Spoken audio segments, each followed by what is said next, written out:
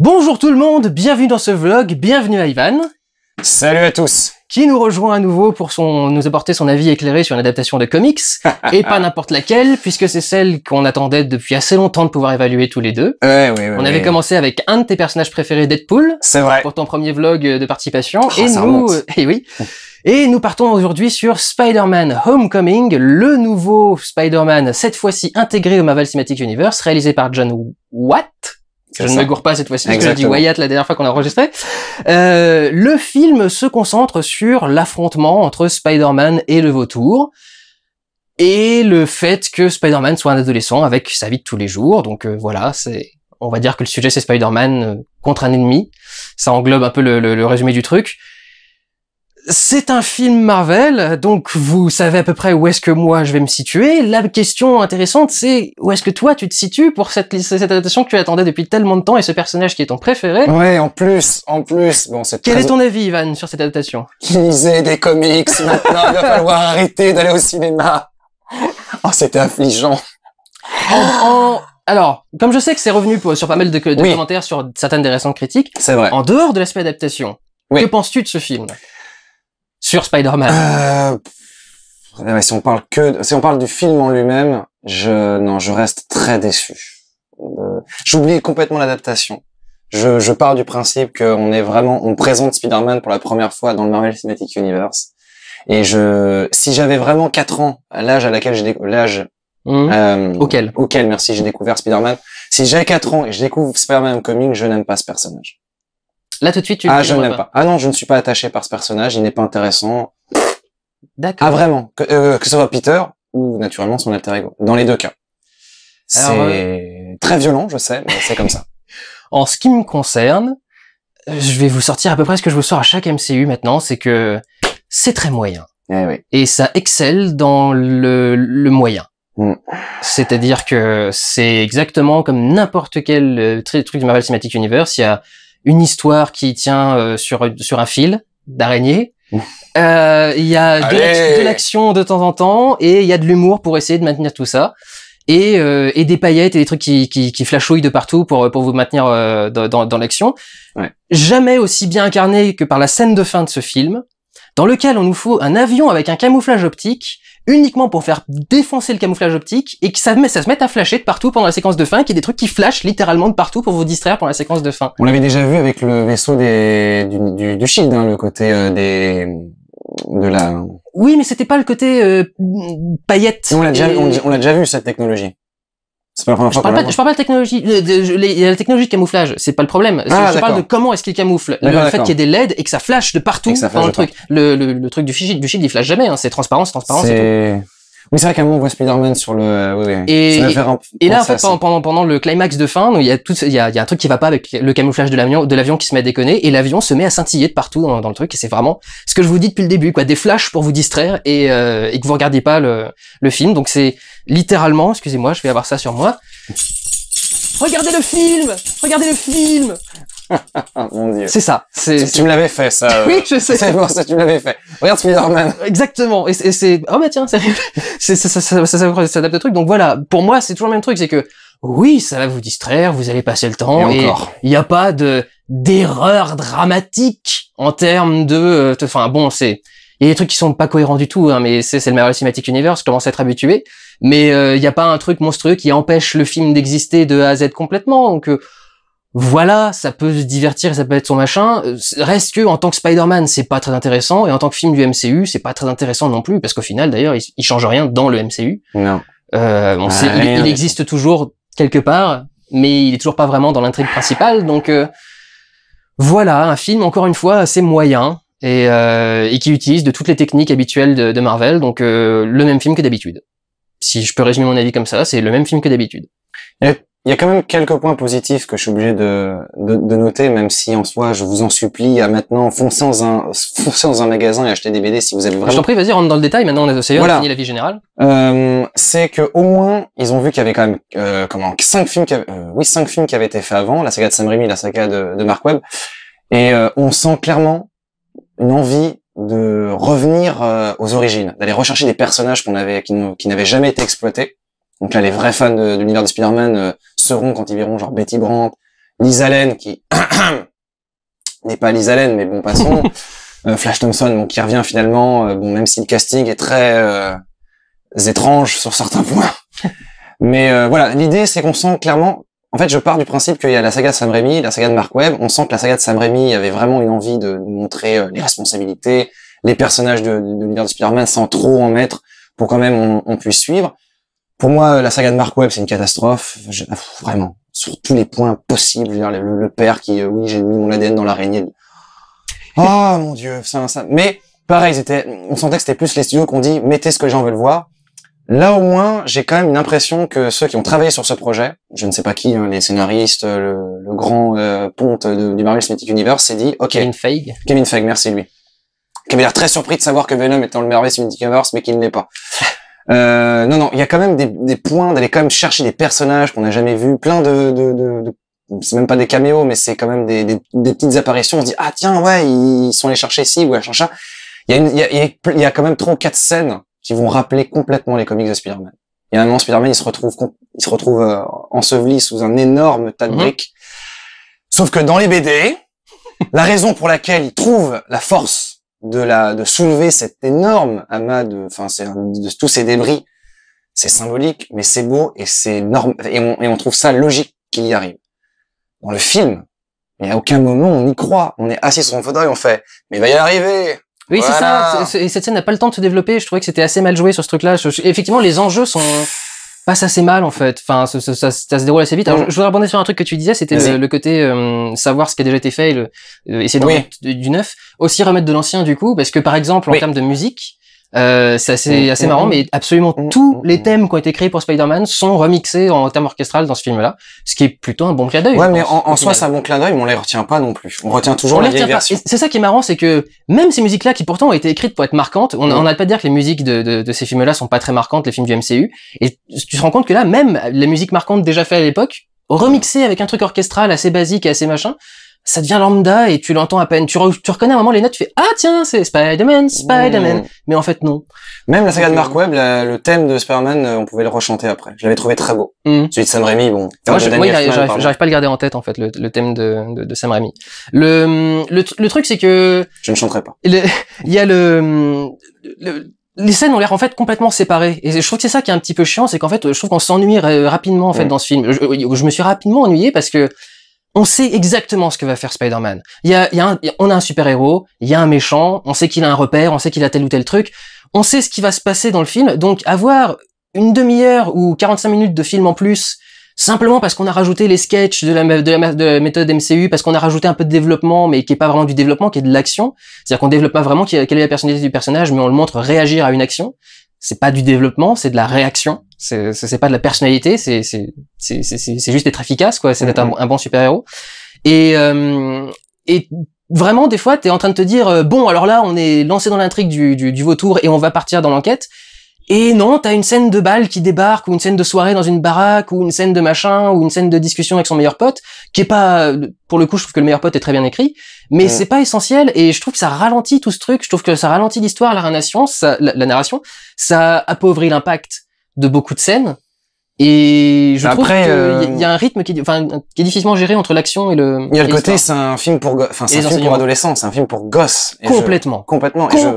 Et je pense que c'est pour ça que le côté, l'action qu'on va suivre après nous semble complètement pas grandiose, quoi, finalement. Il y a un côté, en fait... C'est peut-être voulu, je pense que c'est voulu, justement. En fait, je trouve qu'il y a un côté, pendant tout le début du film, et quand on est uniquement sur le côté révéler qu'il est Spider-Man à son meilleur pote, par exemple, tout le monde sait qui est. Il y a un truc, le film sonne comme effectivement ces films pour teenagers d'une certaine époque, pas exactement teenager, mais effectivement presque un peu enfant. Ah, complètement. Avec cette notion, c'est un peu E.T. en fait.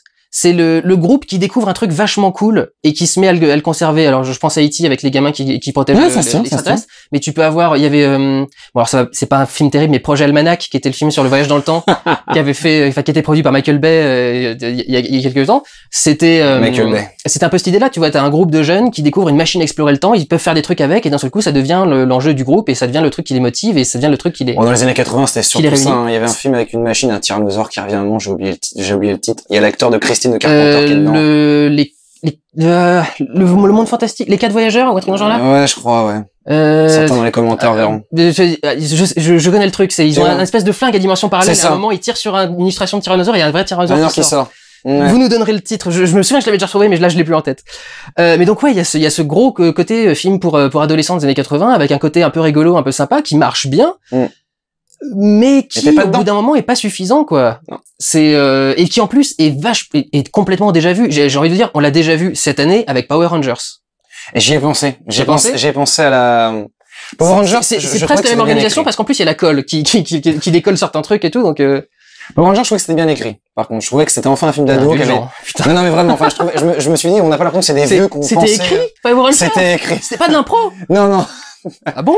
Bah, non, Power Rangers, je trouvais que enfin, on avait l'impression que c'était pas des vieux qui imaginaient la vie des adolescents d'aujourd'hui. Là, je retrouve ce côté un peu, les jeunes d'aujourd'hui, ils veulent aller dans les salles de bal, sortir avec la jolie fille. Excuse-moi, ça fait un peu vieux. Je sais que cette voix. Je sais, je faisais un peu. C'est ta voix qui m'étonne depuis tout à l'heure. C'est la voix du vieux pervers, excuse-moi. T'étais censé dénoncer quoi, du coup? Le côté qu'on a l'impression que c'est des vieux qui imaginent comment les jeunes voient les... Là, dans Homecoming? Ou dans Homecoming, d'accord. À l'inverse de Power Rangers. Je trouve aussi un petit peu, ouais. Je trouve que il y a le côté quand Tante May l'amène à la soirée et qu'elle fait, oh là là, la soirée dans une maison avec machin. Toi, Tante May, t'as fait des soirées dans des maisons à la Skins? Alors par contre, ça m'étonnerait, tu vois. Je ne vois à aucun moment une tante et un neveu. Ce n'est pas sa tante. Alors, mais c'est ça, par exemple, le problème, c'est que c'est pas abordé, ça. Du tout. Jamais. Alors, tu comprends que, effectivement, t'as pas envie de te refaire le coup de Oncle Ben qui meurt et des grandes responsabilités et tout le reste. Mais d'un autre côté, on n'a plus rien, quoi. On a un mec qui vit avec sa tante et c'est tout. Et donc oui, on sait nous ce qui s'est passé, mais à peine d'ailleurs, parce qu'on sait pas vraiment si dans cette version-là, ça pourrait être le même truc. Est-ce que dans cette version-là aussi, c'est Spider-Man qui est parti faire le con dans un truc, dans une allée, arrêter quelqu'un, faire de la boxe ou du catch dans une cage ou un machin. En soi, c'est pas une mauvaise chose. On se l'est déjà tapé 2 fois, on va pas se le retaper une 3e fois. Mais tant qu'à faire, plutôt que de le virer, ils auraient pu trouver une nouvelle version. Et c'est un peu ton reproche, c'est ta façon de dire sur certains trucs, plutôt que d'essayer de refaire ce qui a déjà été fait. De faire quelque chose de neuf. Différemment, faites quelque chose de neuf complètement. Et on a des choses un peu neuves. Quand tout le monde se plaignait, alors déjà c'est pas Iron Man 4 ce film. Ça au moins, toi un petit peu, tu disais qu'on le voyait un peu trop. Je trouve que Tony Stark est assez présent, mais ça va. J'avais peur surtout qu'il devienne le truc qui résout les problèmes, ce qui aurait rendu Spider-Man utile et pas vraiment. Il donne des solutions, mais il résout pas les problèmes. Il donne des solutions. Il donne le costume, il donne les machins, mais il résout pas les problèmes. Oui voilà, mais bon. Il est présent, mais pas trop, donc ça va. Je trouvais que c'était une bonne idée de transformer un peu Tony Stark en nouvel Oncle Ben. Sauf que je me disais, de toute façon, vu que l'oncle Ben lui a déjà donné les leçons de la vie, puisqu'il est devenu Spider-Man, on n'aura pas la fameuse phrase, un grand pouvoir implique de grandes responsabilités. Allez vous faire mettre. Alors tu me fais penser d'ailleurs en parlant du côté jeune du film, il y a tout le début du film, quand le vrai film commence, quand le film de Peter Parker commence. C'est écrit. Parce qu'au début du film, il y a évidemment une scène pré-générique. Alors cette fois-ci, ils m'ont niqué parce qu'ils ont foutu le logo de Sony au tout début pour lancer le film. Donc je me suis dit bien, il y a le logo de production au début, puis je vois que celui de Sony, je fais les fumiers. J'attends la scène et une fois que la scène est passée, le logo de la production Marvel, qui n'est toujours pas le logo du Marvel Cinematic Universe. Il n'y a toujours pas marqué Cinematic Universe en dessous. Il y a juste marqué Marvel. Donc c'est un logo de production. Donc vous le foutez au début du film. Sinon ça n'a pas de sens. Mais alors, sinon, je m'attendais pas que tu cries comme ça. Mais sinon, après ces scènes pré-génériques, on a du coup tout le côté Peter qui se filme avec son smartphone, où il est très volubile, il parle énormément à fond la caisse. Mais c'est une bonne chose. Ça. Et voilà, c'est là où j'en venais avec tout ce développement. Est-ce que pour toi c'est le Spider-Man? Parce que c'est un truc, c'est le truc que t'aimais bien avec celui de Mark Webb, c'était le côté prétentieux, qui roule des mécaniques et faire des blagues. Je trouvais qu'il y avait des blagues qui tombaient à plat. Ouais. Mais globalement, effectivement... Mais elles tombent souvent à plat, les blagues de Spider-Man. Souvent, les méchants ont l'habitude de dire arrête de parler, c'est pas drôle. Et même toi, en tant que lecteur, des fois, tu fais je suis pas... C'est pas drôle. c'est pas très drôle. Mais en soi, c'est parce qu'il a peur. Parce que Spider-Man, c'est un personnage... C'est son mécanisme de... C'est son mécanisme de défense. En soi, Spider-Man, on a souvent cette habitude de penser qu'il est très fort, l'homme araignée, parce qu'il a battu Hulk, parce qu'il s'est déjà retrouvé face à des entités très puissantes.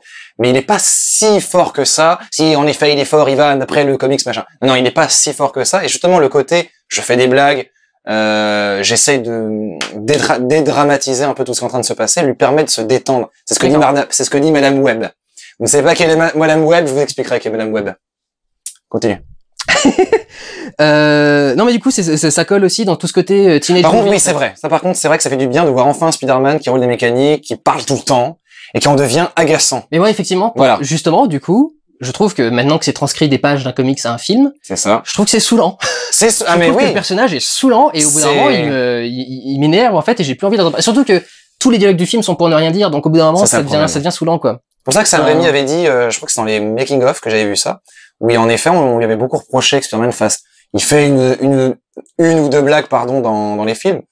Mais sur 3 films, c'est quand même pas énorme d'en faire une ou deux. Et Sam Raimi avait dit, je ne vois pas l'intérêt d'un mec qui parle tout le temps et qui fait des blagues tout le temps quand il se bat. Surtout quand il est en pleine recherche de où il va, qui il est, ce genre de choses. Marco avait bien géré ça, ou Andrew Garfield, parce que Andrew Garfield était vachement présent dans l'écriture du personnage de Peter Parker. Ah ouais? Oui, en gros, c'était lui qui avait voulu le côté skate, le côté je mets une capuche, le look un peu skater, machin. Il voulait vraiment vachement s'impliquer, ça se ressent. J'aime pas du tout la saga de Mark Webb, mais j'aime beaucoup le choix d'Andrew Garfield. Je trouvais qu'il était vraiment cool.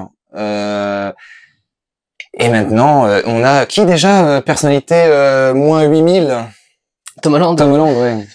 Oui, je suis navré, mais aucun personnage n'a de personnalité dans ce film. Ouais, personne. Non, mais personne. En fait, il a toujours pas de charisme et je me souviens à peine de lui dans le film. Je vous jure, je viens de voir 2h15 avec Tom Holland à l'écran, je me souviens à peine de la gueule de Tom Holland. Et on s'en fiche qu'il ressemble à Stanley. Il a pas de charisme. Il a pas de charisme. Je suis désolé, j'y arrive pas. Je vais le dire parce que tout le monde découvre encore une fois qui est Spider-Man et ça en devient énervant. Spider-Man est l'un des rares personnages qui possède un costume intégral où la totalité de son corps disparaît. Est-ce qu'on peut arrêter, nom de Dieu, à chaque fois de dire que tout le monde devine qui il est. Et quand le vautour devine comment il est, tout le monde critiquait Sam Raimi quand on lui avait dit, attends, le bouffon, il devine un peu trop facilement qui est Peter Parker, que Peter Parker est Spider-Man. Mais là, c'est vrai que là, c'est que des concours de circonstances. Et tu dis, le mec, il est philo quand même, hein.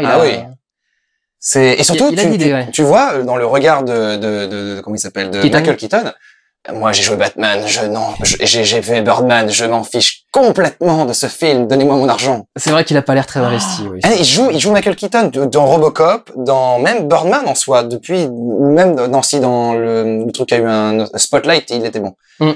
Mais là, il est toujours dans cette espèce mais même dans Spotlight, il est toujours en mode Michael Keaton, hein, en plus. Mais ça passe par rapport à l'histoire. C'est pour ça qu'il a eu un temps, Keaton. C'est que, au bout d'un moment, comme il fait toujours le même personnage, il lasse. Oui, parce que même dans les Batman, on retrouve ce côté un peu genre, comme ça, tu sais. Et là, je ne vois pas Adrian Toomes. J'étais parti au début en disant que tout le côté film pour ados et film de Spider-Man, tout ça a un côté très déjà vu et on sait déjà où est-ce que tout ça va se terminer. Alors dans le côté pour ados, juste pour vous dire, il arrive dans le lycée et quand il arrive au lycée, c'est la musique à la trompette, pan pan pan pan pan pendant qu'il est dans les couloirs. Il croise la nana dont il est amoureux, elle arrive en face et t'as le petit truc de harpe et tout le piano qui débarque avec la nana au ralenti et tout, tu fais.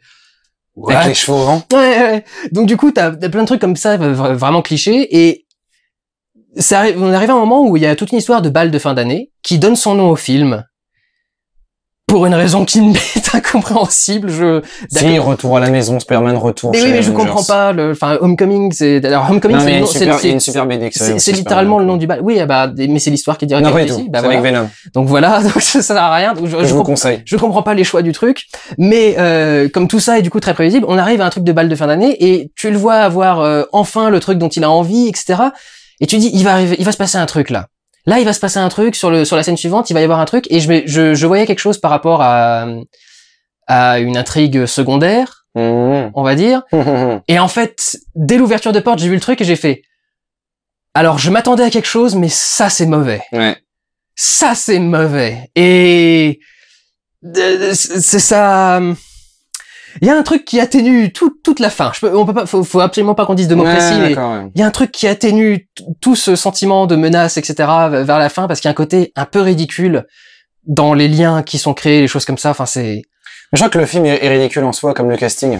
Je veux dire, quand tu passes d'un Flash Thompson, qui est l'archétype du bourrin du lycée, qui est capitaine de foot, et qui maintenant devient un intello indien qui a de la répartie de ouf et machin, enfin. Qui, en plus, martyrise quand même les geeks, alors que. Ouais, alors qu'il est geek. Alors qu'il est, enfin, il est quand même dans le truc là des gens intelligents, là. Le championnat d'orthographe, ce genre de choses. Peter Parker a toujours été un personnage, ridicule, au départ. Mais à partir du moment où il devient Spider-Man, il s'émancipe que ce soit dans les Ultimates, dans les versions classiques, dans toutes les versions que vous voulez. À partir du moment où il devient Spider-Man, cette force qui bouillonne en nous lui donne beaucoup plus de confiance en lui, même s'il reste timide avec les filles, même si ce qu'on retrouve un peu en soi quand même dans ce film. Il est Spider-Man, mais il galère sur plein de points. Le problème, c'est que il a malgré tout la galère facile. On parlait juste avant de tourner, tu parlais du fait qu'il ait jamais un bleu, jamais un truc qui saigne, et ce qui est une marque de fabrique du MCU. C'est de temps en temps, Tony Stark a quelques petits trucs, ouais. Mais là, lui, il est vraiment trop résistant. Et je vais vous dire, il y a une scène qui fait que, pour moi, tout le reste du film tombe à plat parce que t'as vu cette scène-là, tu sais qu'il peut rien se passer de grave pour le personnage. C'est, je vais vous dire, parachute. Ah. Et la fin de la scène. La fin du parachute. Tu le vois venir en plus. Tu le sais. Contact. Et tu te dis, vous êtes sérieux? Vous allez nous jouer là, d'accord. Ouais. Juste sur ce, d'accord, très bien. Ok, donc le personnage, il lui arrivera jamais rien de mal. C'est catastrophique. Et il y a des trucs qui sont assez peu crédibles dans ce film, quand même, de A à Z. Ils ont fait tout un pataquès sur cette scène de ferry. Mais excusez-moi, mais cette scène n'a aucun sens. Vous avez compris vous avez compris ce qui se passe dans ce film. Il y a une machine qui se met à se détraquer et qui coupe un bateau en deux. D'où le bateau parvient à flotter pendant encore 3 minutes le temps que quelqu'un réussisse à recoller les morceaux.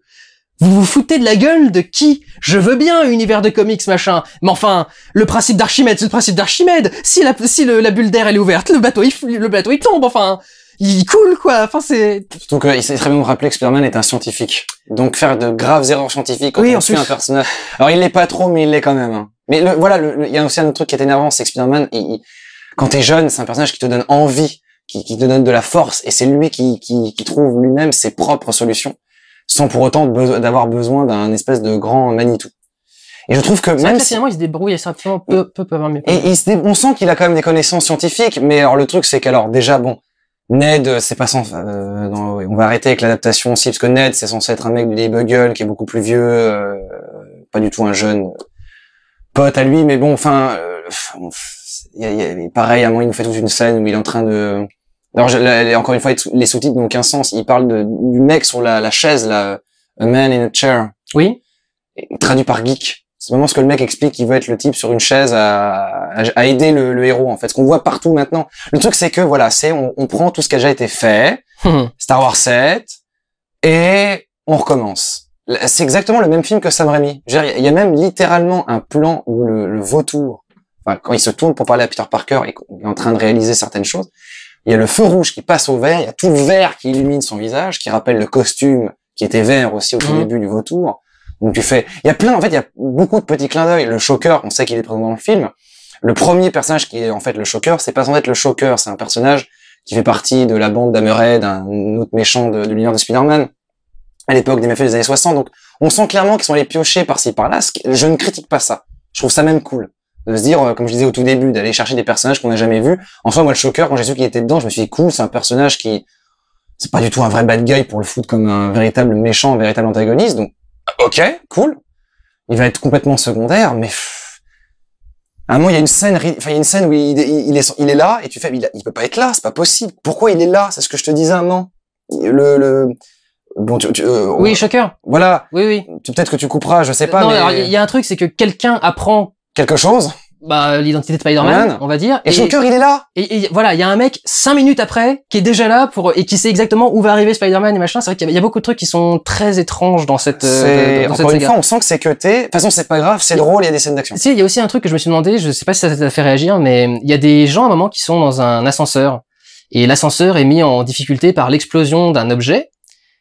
Bizarrement, l'explosion de l'objet met l'ascenseur en difficulté, mais ne tue pas les gens dans l'ascenseur. Oui, parce que tout est amoindri. Tout est amoindri. C'est ça, c'est vraiment du film Marvel, quoi. Il faut pas que tu puisses avoir un truc grave, faut pas que tu puisses trop réfléchir. Je vais pas comparer, mais j'ai revu, parce que ça repassait à la télé, je crois que je te l'ai dit d'ailleurs, il y avait le premier Spider-Man de Sam Raimi qui repassait à la télé. Et en soi, je me disais, c'est cool, j'ai beaucoup l'habitude de dire que j'aime beaucoup ce premier film, mais je le vois rarement, contrairement aux deux que je me refais assez souvent. J'ai voulu revoir le premier, les effets ont vieilli, la relation Mary Jane Peter est nulle, oui, on connaît les arguments. Mais j'avais oublié à quel point, alors que je l'avais vu à l'époque, j'étais en 6e, je crois, quand il est sorti. Donc toi aussi. Oui, en gros, oui. Voilà. Il y avait des scènes fortes. La manière dont Norman parle à Harry à un moment de la dureté de la vie, des relations entre les hommes et les femmes. Moi, je me rappelle à 6 ans, tu fais, ah la vache, j'ai pas forcément envie de grandir, où justement Spider-Man apporte ce côté, la relation entre le pont entre le monde des adultes et le monde des enfants. Et la scène de fin dans cette espèce de, encore une fois, un truc en ruine. Je veux dire, le costume Spidey est en lambeaux, tu vois Tobey Maguire, il est en sang, le costume du bouffon, il arrive, il lui donne des gros punch dans le visage, et t'entends vraiment les coups, Peter qui se barre à un moment, enfin, il lui faut un uppercut. Ouais. Et moi, je me rappelle, j'étais là, tu fais, waouh! Ah oui, il prend cher, même si les costumes font Power Rangers ou machin, enfin, le costume de Superman reste toujours le plus beau pour moi, même si les yeux bougent pas, donc il a pas toute cette technologie complètement osef, parce que... La scène d'habillage était rigolote, pour le coup. C'est, voilà, le seul truc bien. Pour les cosplayers, essayez de faire ça. Le côté, hop, hop, boum. Mais voilà, c'est juste, et en plus de ça, ce qui est énervant, c'est que j'ai revu exactement le même film que le Sam Raimi. On a exactement le même méchant, on a exactement le même gentil, on a exactement les mêmes évolutions de personnages, la même structure narrative, même si après il y a le MCU qui se met par-dessus. Et toutes les critiques qui ont été faites au film de Sam Raimi, parce que maintenant on est en mode un peu comme la prélogie Star Wars, faut critiquer, Matrix 2 et 3, faut critiquer, donc Sam Raimi, faut critiquer aussi. J'ai remarqué effectivement que ça venait de partir là, les engueulades vers Sam Raimi, ouais. Ouais, ça y est, en fait Sam Raimi c'est nul. Revoyez, bon le 3 non, mais revoyez le 1 et le 2, même si en soi c'est pas Sam Raimi qui l'a écrit entièrement, même si c'était Avid Arad qui avait vraiment plus coécrit tout le scénario. Mais voilà, il y avait quand même du punch, il y avait quand même de l'organique, c'était organique. Là je trouve qu'il y a un truc, c'est toutes les discussions avec Tony Stark, elles servent à rien. En plus, oui. Tu comprends jamais ce qu'il essaye vraiment de lui dire, ou ce qu'il essaye de lui faire comprendre, ou ce qu'il essaye de lui faire apprendre. Surtout avec la scène de fin où tu te rends compte que finalement les leçons de morale n'étaient pas forcément celles que le personnage croyait. Et donc il prouve que le personnage au début et à la fin c'est le même. Oui aussi, oui d'ailleurs. C'est ça le. Mais c'est vrai que t'as tout un tas de petites discussions comme ça, de petites phrases, de petits machins, et tu te dis, je vois ce que vous essayez de faire, mais il n'y a pas de justification à cette phrase dans le film. C'est difficile de voir vraiment qu'est-ce que le personnage ferait de mal. Pourquoi est-ce qu'il faudrait le surveiller à ce point-là? Il y a un truc que j'ai pas trouvé logique pendant tout le film. C'est que il a raison sur le principe Spider-Man. Tony Stark est venu le chercher. Pourquoi il l'écoute pas? Il y a des scènes comme ça où il a des informations importantes et des trucs graves à dire, et les mecs sont là en train de dire, tu nous emmerdes, on t'écoute pas, machin. Et t'as envie de dire, c'est pas logique, je comprends ce que vous faites. Vous voulez faire le trip de l'ado qui est pas compris par le monde extérieur, et du coup vous voulez que les ados qui voient le film se trouvent super compris, trouvent ça génial, etc. C'est ça l'idée, le délire du film, c'est que ça parle aux ados avec toute cette idée-là. C'est pas une phase. Mais le truc, c'est que foncièrement, ça marche pas vraiment en vérité ce truc-là, quoi. Il est intelligent, il est pertinent, il a les bonnes réflexions, il a les bonnes remarques, il peut se débrouiller tout seul, Peter. Donc tu comprends pas pourquoi les autres personnages, d'un seul coup, décident de pas vraiment lui faire confiance. D'ailleurs, dans Civil War, c'était déjà pas crédible, hein. Tu comprenais pas pourquoi le mec, c'est bon, t'as fait une bataille, tu peux te casser. Mais il reste des trucs à faire. Ouais, mais tu peux te casser. On t'a payé suffisamment longtemps dans le film, on peut pas retourner les autres scènes pour te remettre dedans et tout. Enfin, et tout ça fait trop prétexte. Mais c'est le cas de tous les Marvel. De toute façon, tous leurs scénarios sont prétextes. Les MacGuffin, les pierres d'infinité sont les prétextes du scénario, et les personnages sont des prétextes des aventures, des machins, mais là, je trouve que ce qui devrait faire le cœur du film, c'est-à-dire la relation de Tony Stark et Spider-Man, est tout aussi forcé que le reste, tout aussi fake. Alors que c'était une bonne idée de base, je trouve. Ça pouvait être intéressant. Mais, et encore, tu vois, si le personnage de Tony Stark avait vraiment évolué, parce que le personnage de Tony Stark est quand même très particulier. D'ailleurs, j'ai remarqué un truc, mais le personnage de Tony Stark, finalement, c'est symboliquement très intéressant qu'ils aient commencé le MCU avec Iron Man, parce que Tony Stark incarne le MCU. Je m'occupe pas du monde extérieur, je parle à fond la caisse pour vous distraire, et je vais de temps en temps sortir un ou deux trucs un peu pertinent pour vous faire croire que c'est intelligent ce que vous regardez, mais en fin de compte, je vais surtout vous faire du baratin, en fait. Et si vous regardez, en fait, c'est ça, le MCU, c'est Tony Stark, et Tony Stark, c'est le MCU. Ils ne font qu'un seul. Et vraiment, belle métaphore. Ouais, mais je trouve que c'est logique, du coup, quand on sait que j'ai du mal avec Iron Man, que j'ai du mal avec le MCU. C'est-à-dire que comme c'est le principe d'Iron Man adapté à toute la saga, non, j'ai du mal, quoi, je suis navré. Non, puis ce qui est affreux, c'est qu'on sent, là, c'est un ressenti purement subjectif, mais j'ai l'impression que maintenant tous les acteurs, hormis quand même Tom Holland, on sent quand même qu'il est ravi d'interpréter Spider-Man, comme je pense 4 milliards des jeunes garçons qui rêveraient d'être à sa place. Mais j'ai l'impression que tous les autres acteurs, mais tous sans exception, ils se disent, donnez-moi mon chèque et c'est tout. C'est marrant que tu dises ça parce que je suis en train de voir un des tout derniers trucs que j'avais noté dans mon truc, c'était ce point de vue sur Iron Man. Et en fait, j'ai même pas fini d'écrire ma phrase, j'étais en train d'écrire un truc et d'un seul coup, j'ai marqué « Oh mon Dieu, Gwyneth Paltrow est de retour !» Allô, j'ai besoin d'argent. J'ai plus de carrière. S'il vous plaît. Est-ce que vous pourriez me refaire de moi la copine de Tony Stark, s'il vous plaît? John Favreau, oui, non, il réalise quand même des films, tu vas me dire, John Favreau. John Favreau, c'est rigolo de le trouver là, parce que c'est un des réalisateurs de la saga, donc c'est rigolo de le retrouver dans le truc. Mais Gwyneth Paltrow qui redébarque, tu fais, oh, dis donc, qui c'est qui a besoin d'un chèque? Oh la vache. Oh la vache. Surtout qu'en plus, elle travaille toujours avec Stark, puisqu'il me semblait qu'elle travaillait plus avec lui depuis... Oui, il devait être parti, ou il devait l'avoir viré, ou un truc. Enfin, comme d'habitude, à la fin d'un truc Non, alors si, je crois qu'elle propose sa démission et Tony refuse. À la fin du truc, comme une blague, le mec il dit qu'il refuse et finalement dans les films d'après ils sont fait non, il était sérieux en fait. Il a vraiment refusé et elle a repris son truc. Tu fais, Par contre, je voulais dire ça un moment et je vais le placer. Je trouvais ça enfin une bonne idée de revenir un peu en arrière et de faire une espèce de préquel, la fameuse scène pré-générique, pardon.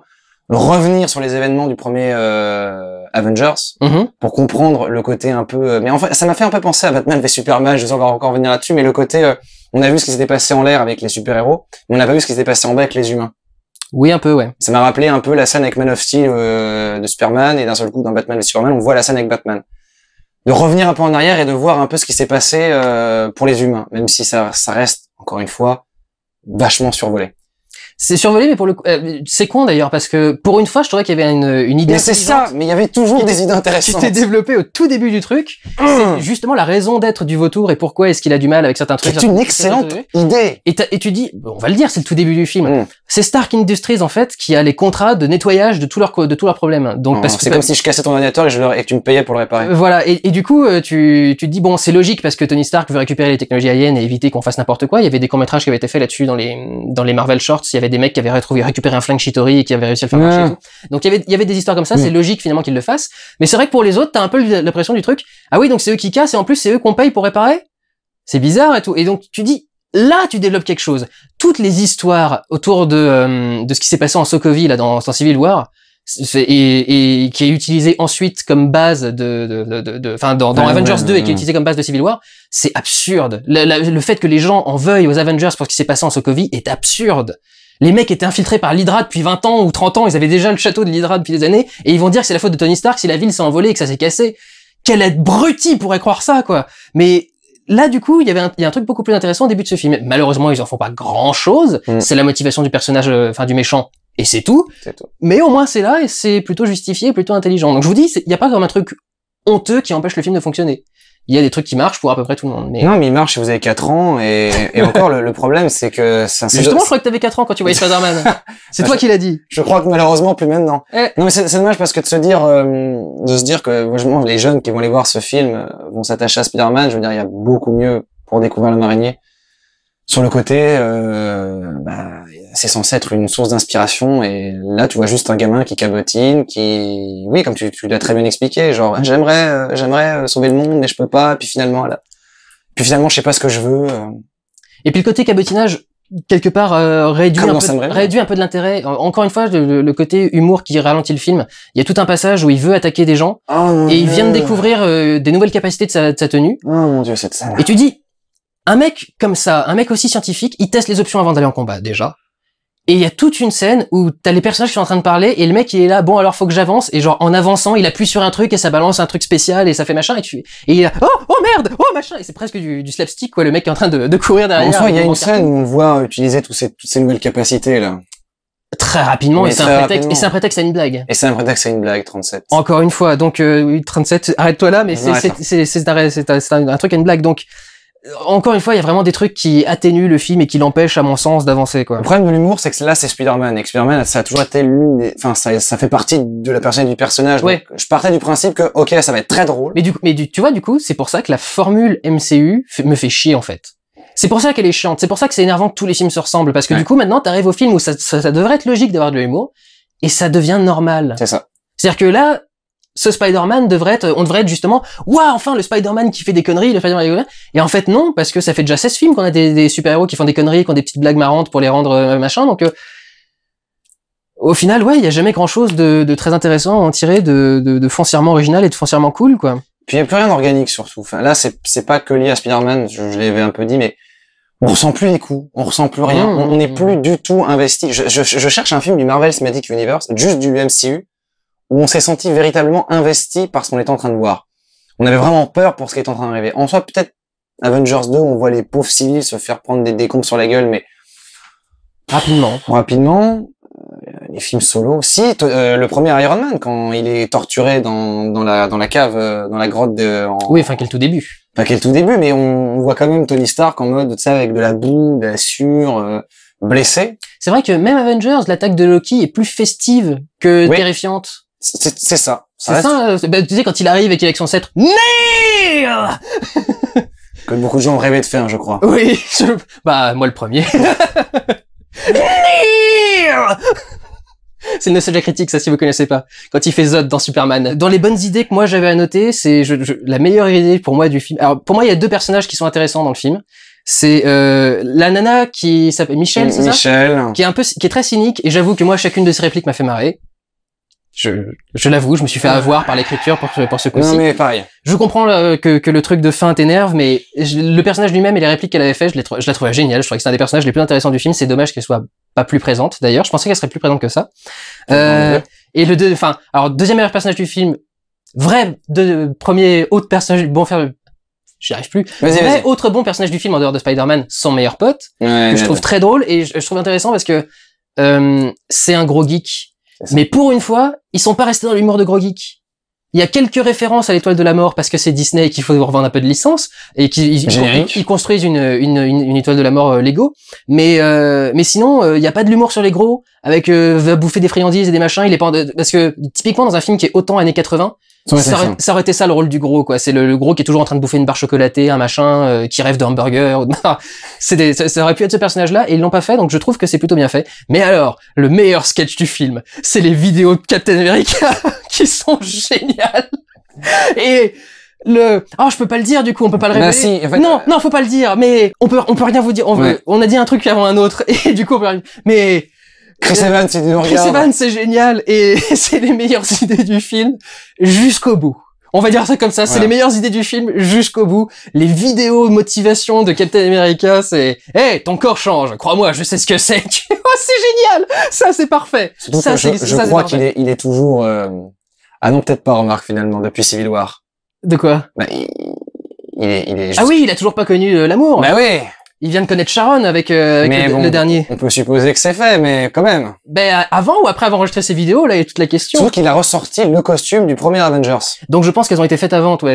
Avant, c'était le début. Donc le mec parle de ça et apparemment il a rien connu, hein, donc bon. Mais c'est marrant de voir qu'ils retiennent vachement le côté, Scout? Propagande, des comics. Ah ouais. Il y a vraiment ce côté Captain America qui est l'outil de propagande qui vient pour te motiver, qui vient pour te faire un petit discours sur ce que c'est d'être américain, ce que c'est d'être vertueux, ce que c'est d'être machin. Donc on lui fait faire des vidéos pour les gens qui sont en col, mais non, je trouve que là pour le coup c'est une super bonne idée et là ça marche super bien. Je trouve ça neuf en fait. Par rapport aux autres Marvel, je trouve ça neuf. Ça je l'ai jamais vu. Oui.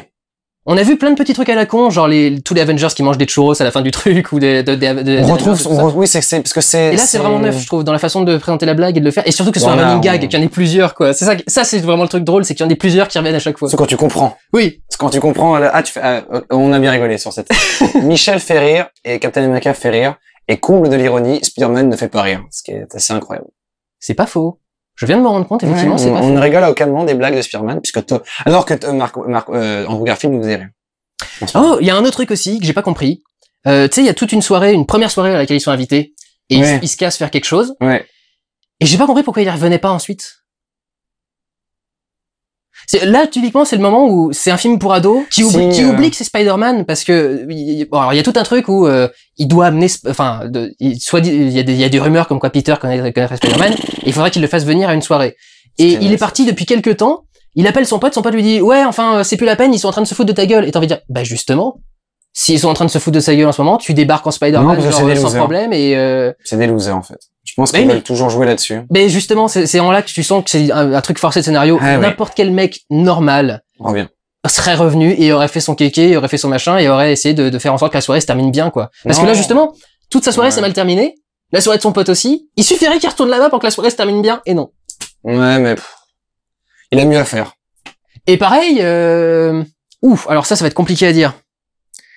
Quelqu'un qui sait qui est censé être Peter Parker n'est pas là à ce moment-là. Et il y a plusieurs dialogues où il dit qu'il l'a croisé à cette soirée-là. Vois-tu de qui je parle? Bien sûr. Et je comprends. C'est comme ça qu'il devine. Voilà, c'est comme ça qu'il devine et tu dis mais c'est nul. Mais il l'a pas vraiment vu à la soirée. Bah, il était pas sur les lieux. Il y a quand même quelques. Alors que bon, c'est pas parce qu'il se fait juste couper que tu devines que le mec est Spider-Man. Mais bon, quand même, Sam Raimi. Dans Sam Raimi, il se fait juste couper Spider-Man. Ah oui, je lui disais, c'est pas dans ce film-là. Non, c'est dans Sam Raimi. C'est pour ça que les gens avaient critiqué, ils devinent un peu trop facilement l'identité de son alter ego. Mais bon. Bah, moi je trouve ça quand même fascinant Spider-Man parce que ce soit les Sam. Merci. Tu parles pas de moi, pardon. Que ce soit les films de Raimi, que ce soit ceux de Webb ou que ce soit celui-ci, à chaque fois, il a plus souvent son masque enlevé que sur sa tête. Et je trouve ça génial. Il y a tout un moment où ils sont sur une scène, au-dessus d'un truc. Il vient d'y avoir un gros événement. Donc, a priori, les gens ont dû regarder s'il y avait Spider-Man dans le coin qui est en train de partir pour aller dans un coin. Ils vont se mettre en haut d'un truc, il enlève son truc, et puis t'as Tony Stark qui débarque, et puis ils sont en train de parler tranquillement, et tu fais, mais tout le monde vous voit, là! Ouais. Tout le monde vous voit! Vous savez qu'il y a des immeubles juste à côté, là, enfin. Surtout Iron Man, c'est qui arrive. Ouais.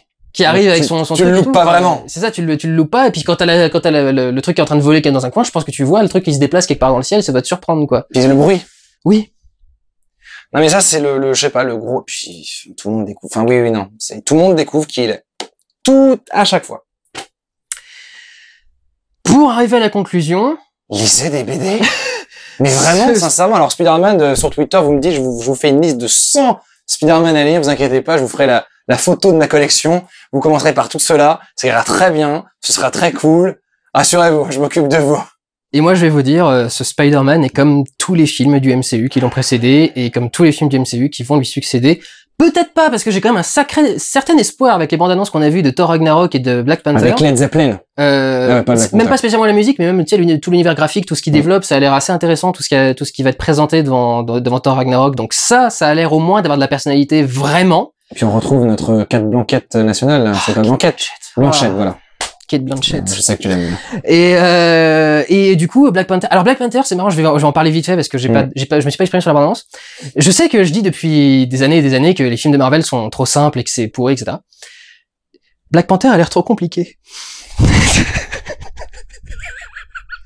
On la garde celle-là.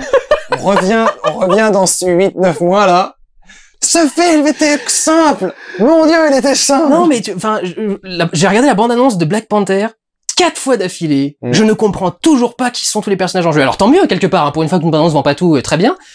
Mais j'ai l'impression que la bande-annonce essaye de m'expliquer et que j'arrive toujours pas à comprendre une fois que la bande-annonce m'a expliqué. Et j'ai l'impression que ça a l'air très tarabiscoté, que ça va dans tous les sens, etc. Alors je suis vraiment curieux de voir ce que ça va donner. En soi, il t'avait bien plu dans Civil War, Black Panther, je me souviens. J'avais kiffé ce personnage. Il est noble. Il est noble. Il a vraiment quelque chose à défendre. Il a vraiment un truc. Enfin, ça, c'est un personnage intéressant, quoi. C'est par rapport à un petit jeune de 16 ans qui virevolte, qui vient se la péter parce qu'il s'est fait mordre par une putain d'araignée. Qui est morte. Je parlais juste de Led Zeppelin par rapport à. Vas-y, je t'en prie. À Thor. Il y a des bonnes musiques dans Spider-Man. Mais ce serait bien qu'un jour, quand on choisit un groupe connu, d'arrêter de mettre toujours la chanson la plus connue. Parce que ils prennent les Ramones, qui, je rappelle, ont fait le thème Spider-Man. Hey, oh, let's go! Hey, oh, let's go! Je sais pas, prenez autre chose. Du Guns N' Roses, par exemple. Ce que ça succède, j'ai eu l'impression que ça t'a un peu énervé. Ce que ça succède. De la dernière image du film. Ce qu'il ne faut pas révéler, mais la toute dernière image du film. What the fuck? Ah oui, ça. Oh putain, tu l'as oublié même carrément. On vient de le voir il y a 20 minutes, hein. C'était la dernière scène. Non mais parce que c'est pas possible. S'il y a bien un personnage qui ne doit jamais deviner, c'est celui-là. Après. Non mais surtout, c'est con. Ce personnage va le savoir. Oui, voilà, pas maintenant. Mais tu sais pourquoi? Il y a un truc je comprends que ça t'énerve. Parce qu'ils vont le passer sous silence. Ils vont le passer sous silence. On va arriver avec le film suivant et tu sais ce que c'est le pire. L'autre personnage sera parfaitement conscient de tout et on aura passé toute la séance d'explication, toute la séance de machin. Il parle de faire un film entier sur ce personnage et c'est pas une blague. Il paraît, oui, j'ai entendu ça. Et c'est pas une blague. Ah ouais? J'ai cherché. Donc oui, en soi, il doit faire un film sur ce personnage en entier. Et c'est pas une blague. Et ça me paraît bizarre parce que je trouve que ce personnage n'a rien de spécial. Même au niveau du casting, je vois rien de particulièrement marquant non plus.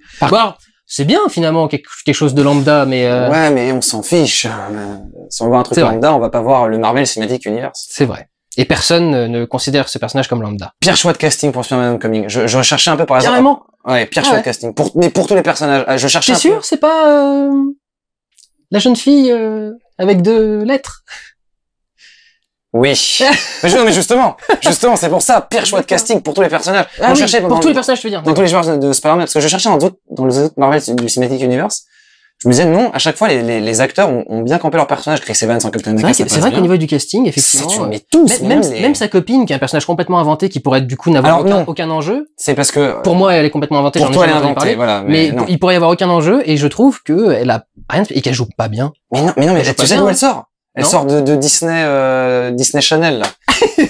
Tu veux dire comme Shia LaBeouf? Oui, mais je l'aime bien Shia LaBeouf. Tu veux dire comme Ryan Gosling? Et j'aime pas trop Ryan Gosling, par contre. Ouais, mais ils viennent tous de Disney Channel. Ils viennent tous de Disney Channel. Comme Justin Timberlake C'est dingue. Oui, aussi, oui. Mais ils ont pas encore pété des câbles. Elle va peut-être péter un câble bientôt. Ou non, celle qui avait pété complètement un câble, la country. Parce qu'ils sont canadiens. Ryan Gosling n'a pas pété un câble parce qu'il est canadien, il est plus formé qu'un américain. Bon, on parle de choses qui n'ont plus de rapport, là. Exactement. Mais... Est-ce qu'on conclut, là? On est sûr de conclure? On conclut. Alors, juste qu'il y en a, ils m'ont demandé. Vas-y. Transformers 5. J'ai pris, réellement, j'étais avec des potes, j'ai demandé du Doliprane. Voilà, si vous voulez mon avis. Et après, regardez le vlog de Dudu. Voilà. Quand 2 personnes fans de la saga vous disent que Transformers 5 est pourri, c'est qu'il est pourri. Oh la vache! Ah, mais c'était une daube! Je me suis refait le 3. Et pour le coup, cette fois-ci, ça se ressent dans les box-office parce que on est à plus d'1 jour d'exploitation. Il a même pas atteint les 500 millions de dollars mondiaux. Ce que d'habitude il atteint dans la première semaine, un Transformers. Donc tu dis, non, cette fois-ci, celui-ci, il est vraiment mauvais. Donc cette fois-ci, les gens, ils sont pas allés, quoi. C'est pour ça que là, ils lancent l'univers étendu. C'est officiel, parce que le prochain, c'est le spin-off sur c'était déjà prévu avant, mais bon. Ouais, mais ça, c'était un peu genre, on continue les suites tant que Michael, tant pis. Mais tu sais, je suis persuadé qu'il a fait exprès. Enfin, oui. Je suis persuadé qu'il a saboté son film parce qu'il en a marre. Bref. Je vous encourage personnellement, parce qu'il vous le dira pas, à aller sur la chaîne du Rocker Fêlé pour aller voir ces petites vidéos. Merci mec. Je t'en prie, tu m'accompagnes pour les vlogs de comics depuis un bout de temps déjà. Donc voilà, on va vous quitter sur Spider-Man Homecoming, qui est donc ce qu'on attendait qu'il soit, je pense. C'est ça. Et rien de plus. Ouais. Donc décevant. En ce qui me concerne, je vais vous dire, prenez soin de vous et allez voir des films. Lisez des comics et écoutez du rock. Ciao. Salut.